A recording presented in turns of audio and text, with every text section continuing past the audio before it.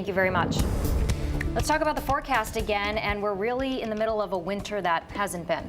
Yeah, and we know that we can get some really big events this time of year. So this is not a forecast, what we have going on here behind me before we scare anybody. But 10 years ago today, we were dealing with a once-in-a-generation blizzard. This storm ended up holding the record, and still does, for the most snow in a 24-hour period.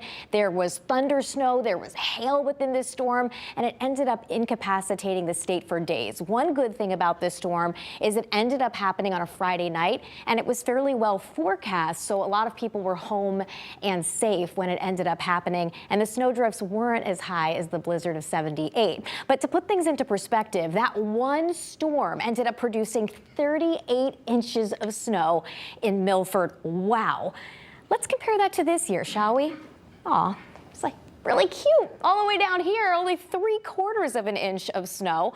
In case you needed me to remind you, it has been a really quiet winter so far, and we don't have any big snow in the forecast. And again, at this point in February, with a couple of warm weeks on the way, you know, our chances start to dwindle for the big one, but definitely not saying it can't happen. Taking a look at the radar, we have a storm that's heading our way, but we're going to be on the warm side of it. This will bring us the chance for a few scattered showers as we head through the day tomorrow, but not a lot of measurable rain. This isn't going to be one of those super soakers that we've had so many times this season. Low temperatures tonight back around 30 degrees, upper 20s for our cooler spots. And heading through the day tomorrow, we'll see highs well into the 40s. Way above average for this time of year, with a rising chance for showers. Increasing clouds tonight. It might be a really beautiful sunrise tomorrow for my photographers out there. Otherwise, we'll see clouds lower and thicken up pretty quickly. And as we head through the midday into the afternoon, a rising chance for a couple of those scattered showers. Maybe a sleet pellet, especially at higher elevations initially. But again, I think that would be the exception rather than the rule. Notice they're in and out. Most of the day is dry, though. And I think that we will see more widespread showers as we head into Thursday evening, so a better chance of getting wet as we head towards sunset and after sunset.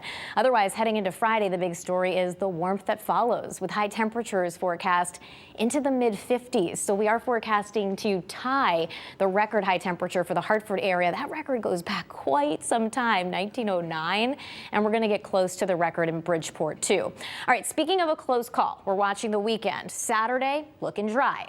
Sunday day looking dry, but by Sunday night we get a close call from this storm to the south of us. It may end up grazing us with a little bit of rain heading into Sunday night, and if there's just enough cold air, we might be able to see a little bit of mixing or a little bit of snow heading into Monday morning. It's a really close call. We'd have to kind of thread the needle to get it, and there's not a lot of cold air in place, but it's certainly a possibility and the next thing to keep an eye on. Here's a look at your Fox 61 7-day forecast. After a warm Friday, temperatures are back into the low 40s heading into the weekend, or at least on Saturday. We're back into the mid 40s for Sunday. We've got that offshore storm that might be able to produce some rain heading into Sunday night and Monday, maybe some mixing. And then we're back up around 50 degrees again, this time for Valentine's Day, and also around this time next week. Taking a look at your shoreline 7-day, mid 50s possible right down to the beaches on Friday, and warm again for Valentine's Day too, even at the shoreline with highs in the upper 40s to around 50 degrees, guys.